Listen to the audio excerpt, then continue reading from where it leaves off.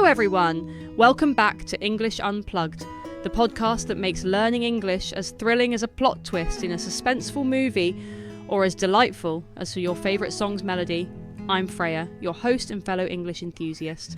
And I'm Charlie, ready to guide you on another linguistic adventure. Today, we're diving into a unique and captivating way to enhance your English skills through the power of music and movies. If you're looking to improve your vocabulary, grasp idiomatic expressions, or just have fun learning, this episode is tailor-made for you. So make sure to stick around till the end, because we have some exciting surprises in store. Absolutely, Charlie. Music and movies are not just forms of entertainment, they're rich resources for language learning.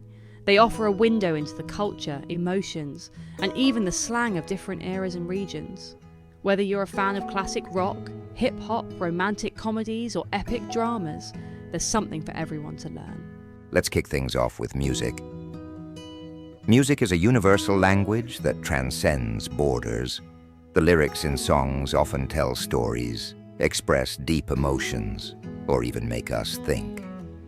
Take the word serenade, for instance. It's a romantic gesture where someone sings or plays music to woo their beloved. You can find serenades in countless love songs, adding a poetic touch to the language. Speaking of romantic gestures, how about the phrase swept off your feet? This idiom means to be charmed or amazed, usually in a romantic sense. It's a common expression in love songs and romantic movies, creating a vivid image of someone being overwhelmed by emotion. And music isn't just about love. It can be a powerful tool for social commentary and expressing complex emotions. Take the term bittersweet, which describes a mixture of happiness and sadness. Many songs capture this duality, like when an artist sings about the joy of success, but the pain of losing touch with their roots. That's a great point. Music can also introduce us to metaphorical language. For example, the song Rolling in the Deep by Adele uses the metaphor of deep waters to describe intense emotions and betrayal. It's a brilliant way to understand how metaphors can add depth to your language skills. And then there's the word epic. Originally used to describe long narrative poems or stories about heroic deeds, epic has evolved to mean something grand or extraordinary.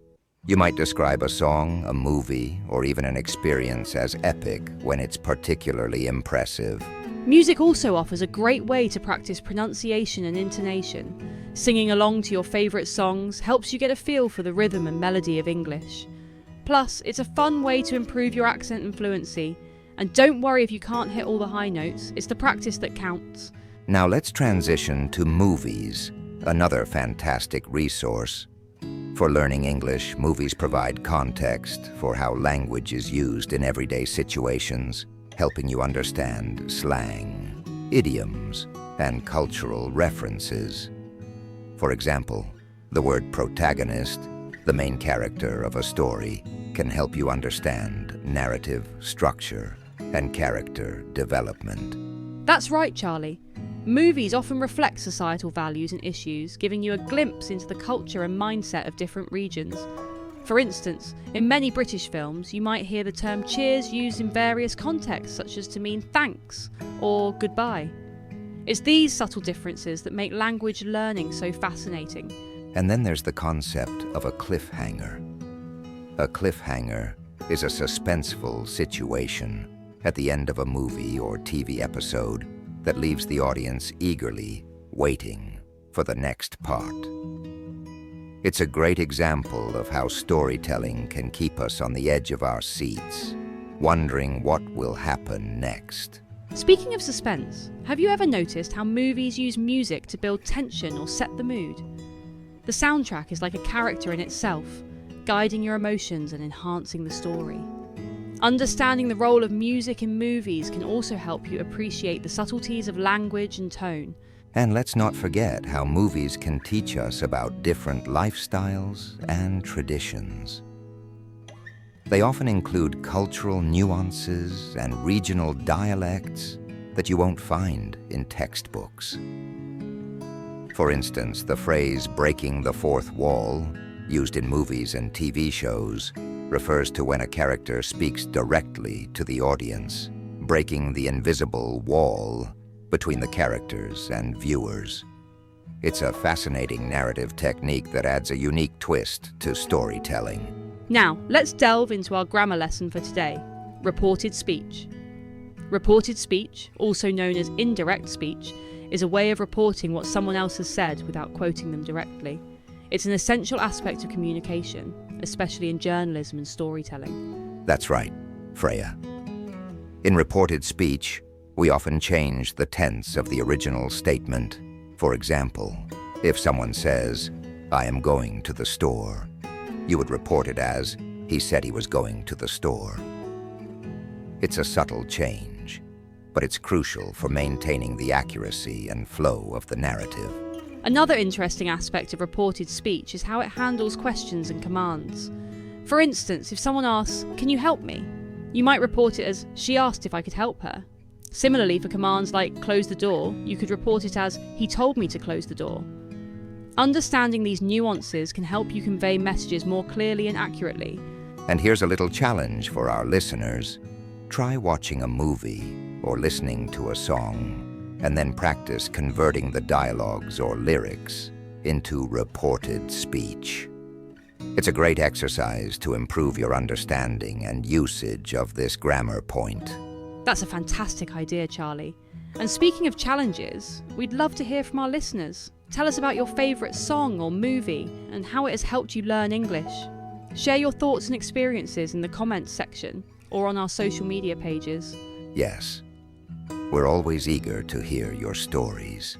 Remember, the journey of learning a language is all about exploring new horizons, making mistakes, and having fun along the way. So whether you're quoting your favorite movie lines or singing along to a catchy tune, keep practicing and enjoying the process. And don't forget, consistency is key. The more you immerse yourself in English through music, movies, and other forms of media, the more natural it will feel. It's like building a muscle. The more you work at it, the stronger it gets. Absolutely. And before we sign off, let's do a quick recap of the vocabulary and phrases we discussed today. Serenade, swept off your feet, bittersweet, epic, cliffhanger, protagonist, and the grammar lesson on reported speech. Try incorporating these into your daily conversations to make your English more dynamic and engaging. We hope you enjoyed this episode of English Unplugged. If you did, don't forget to subscribe, leave a review, and share it with your friends. Your support helps us bring more exciting content to you. And remember, the more you practice, the more confident you'll become in your English skills. Thanks for tuning in, everyone. Keep exploring, keep practicing, and most importantly, keep having fun. We'll see you in the next episode with more tips, tricks, and fascinating topics to help you on your English learning journey. Until next time, stay curious and keep learning. Happy listening.